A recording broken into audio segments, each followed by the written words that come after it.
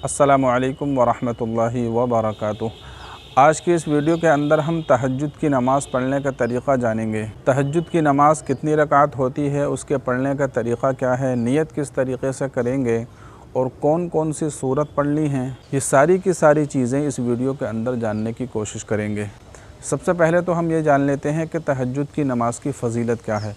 तो इस नमाज़ की फ़जीलत, सबसे बड़ी फ़जीलत तो यही है कि अल्लाह के रसूल सल्लल्लाहु अलैहि वसल्लम ने इस नमाज़ को पाबंदी के साथ पढ़ा है, अपनी ज़िंदगी के अंदर कभी भी नहीं छोड़ा। इसी तरीक़े से सहाबा कराम ने भी इस नमाज़ को पढ़ा है और जो बाद के बुज़ुर्गान दीन हैं, अल्लाह वाले हैं, उन्होंने भी इस नमाज़ को पाबंदी के साथ पढ़ने की कोशिश की है। तो इससे बड़ी फ़जीलत और क्या हो सकती है। इसी तरीक़े से अल्लाह के नबी अलैहिस्सलातु वस्सलाम का इरशाद है, हज़रत अबू हुरैरा रज़ियल्लाहु ताला अन्हु फरमाते हैं कि अल्लाह के रसूल सल्लल्लाहु अलैहि वसल्लम ने इरशाद फरमाया कि रमज़ान के रोज़ों के बाद सबसे ज़्यादा फ़जीलत वाला रोज़ा मुहर्रम का रोज़ा है और फ़र्ज़ नमाज़ों के बाद सबसे ज़्यादा फ़जीलत वाली नमाज़ तहज्जुद की नमाज़ है। तो इससे बड़ी फ़जीलत और क्या हो सकती है। और भी बहुत सारी हदीसें इसकी फ़जीलत के बारे में आई हैं। अब हम जान लेते हैं कि तहज्जुद की नमाज़ के पढ़ने का तरीक़ा क्या है। तो देखिए, इसके पढ़ने का कोई भी ख़ास तरीक़ा नहीं है। जिस तरीक़े से और नमाज़ें पढ़ी जाती हैं और नवाफ़िल पढ़े जाते हैं, नफिल नमाज़ें पढ़ी जाती हैं, इसी तरीक़े से ये नमाज़ पढ़ी जाएगी। आप चाहें तो 2-2 रकात करके भी पढ़ सकते हैं, आप चाहें तो 4 रकात करके भी पढ़ सकते हैं। और तहज्जुद की नमाज़ कम से कम 2 रकात और ज़्यादा से ज़्यादा 12 रकात तक आप पढ़ सकते हैं। जिस तरीक़े से और नफिल पढ़े जाते हैं, यानी पहली रकात में आप सना पढ़िए, उसके बाद में फिर अलहम्द पढ़िए, फिर उसके बाद में जो सूरत मिला लीजिए। इसी तरीक़े से आप फिर बाद में रुकू सजदा कर लीजिए, 1 रकात मुकम्मल हो जाएगी। फिर इसी तरीक़े से जब दूसरी रकात में आएंगे तो पहली रकात में सना यानी सुबहानक अल्लाहुम्मा छोड़ दीजिए और अलहम्द और जो भी सूरत आपको याद है वो सूरत पढ़िए। फिर उसके बाद में रुकू सजदे के साथ नमाज़ मुकम्मल कर लीजिए। तो इस तरीक़े से तहज्जुद की नमाज़ आपकी हो जाएगी। अच्छा, तहज्जुद की नमाज़ का वक्त क्या होता है। तो तहज्जुद की नमाज़ का वक्त इशा की नमाज़ के बाद फ़ौरन शुरू हो जाता है। जैसे आपने इशा की नमाज़ पढ़ ली, तहज्जुद की नमाज़ का वक्त शुरू हो गया और फिर सुबह सादिक तक यानी सहरी के वक्त के ख़त्म होने तक तहज्जुद की नमाज़ का वक्त रहता है। लेकिन तहज्जुद की नमाज़ का जो सबसे अच्छा वक्त है, सबसे बेस्ट वक्त है और सबसे अच्छा तरीक़ा है वो ये है कि इशा की नमाज़ पढ़कर आप सो जाइए और फिर रात के आखिरी हिस्से में यानी 1 बजे, 2 बजे या 3 बजे आप उठ जाइए और फिर उस वक्त आप तहज्जुद की नमाज़ पढ़ें।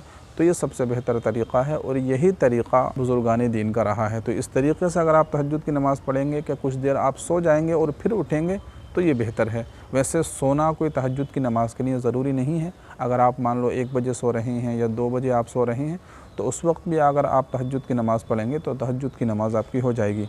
लेकिन जैसा कि मैंने बताया कि अगर आप इशा की नमाज़ पढ़कर जल्दी सो जाएं और फिर आखिरी हिस्से में उठें तो ये बेहतर तरीक़ा है। हर मस्जिद के अंदर एक नक्शा लगा होता है सोमो सलात के नाम से। उसके अंदर सुबह सादिक का एक टाइम होता है, खाना होता है।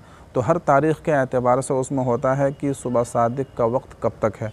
तो सुबह सादिक से पहले पहले तक तहज्जुद का वक्त रहता है। जिस तरीक़े से रमज़ान के अंदर जब सहरी का वक्त ख़त्म होता है तो सहरी के वक्त ख़त्म होने तक तहज्जुद का वक्त रहता है। अच्छा, इसके बाद हम तहज्जुद की नियत कैसे करेंगे। तो नियत कोई ख़ास इसकी नियत नहीं करनी है, बस आप इतनी नियत कर लें कि मैं तहज्जुद की नमाज़ पढ़ने जा रहा हूँ या पढ़ने जा रही हूँ, आपकी नियत हो गई। और अगर आप अपनी ज़बान से कहना चाहें तो इस तरीक़े से कह सकते हैं, नियत करता हूँ मैं 2 रकात या 4 रकात नमाज़ तहज्जुद की वास्ते अल्लाह ताला के मुँह मेरा काबे शरीफ की तरफ, अल्लाहु अकबर। इस तरीक़े से नियत करने के बाद फिर आप नियत बांध दीजिए और तहज्जुद की नमाज़ शुरू कर दीजिए।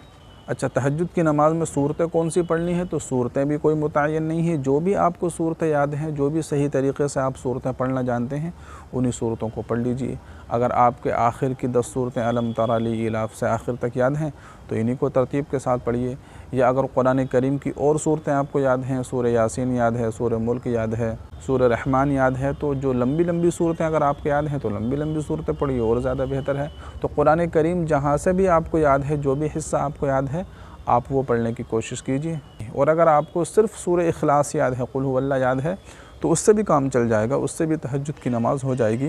लेकिन बेहतर यह है कि ज़्यादा से ज़्यादा सूरतों को याद करने की कोशिश कीजिए और जितनी लंबी आप क़िरात करेंगे, जितनी लंबी सूरतें आप पढ़ेंगे, वो आपके लिए और ज़्यादा बेहतर होगा और ज़्यादा आपको सवाब मिलेगा। तो ये तहज्जुद की नमाज़ का मुकम्मल तरीक़ा था जो मैंने आप हज़रात को बता दिया कि तहज्जुद की नमाज़ 2 रकात से लेकर 12 रकात है। इसी तरीक़े से तहज्जुद की नमाज़ का वक्त इशा की नमाज़ के बाद शुरू हो जाता है और सुबह सादिक तक रहता है। लेकिन बेहतर तरीक़ा यह है कि ईशा की नमाज़ पढ़कर आप सो जाइए और फिर आखिरी वक्त में 2-3 बजे उठकर तहज्जुद की नमाज़ पढ़िए।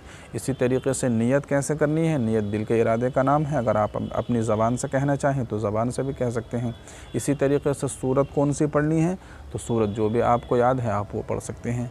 इसी तरीके से पढ़ना किस तरीके से है तहज्जुद की नमाज़, तो कोई भी ख़ास तरीक़ा नहीं है। जिस तरीके से और दीगर नमाज़ें पढ़ी जाती हैं, यानी 2 रकात नमाज आप पढ़ें तो सबसे पहले सना सुबहानक अल्लाहुम्मा पढ़िए, फिर अलहम्द पढ़िए, फिर कोई सूरत मिलाइए और उसके बाद रुकू सजदे के साथ 1 रकात मुकम्मल हो जाएगी। फिर जब दूसरी रकात में आएंगे तो सना यानी सुबहानक अल्लाहुम्मा को छोड़ दीजिए और अलहम्द और सूरत मिलाइए और फिर उसके बाद में रकात मुकम्मल कर लीजिए। तो ये सारी की सारी बातें जो तहज्जुद के मुताल्लिक़ थी, जो ज़रूरी बातें थी, वो मैंने आप हज़रात को बता दी। अगर अब भी आपका कोई सवाल है तो आप कमेंट कीजिए, इंशाअल्लाह आपके सवाल का जवाब दिया जाएगा। अस्सलामु अलैकुम व रहमतुल्लाहि व बरकातुहू।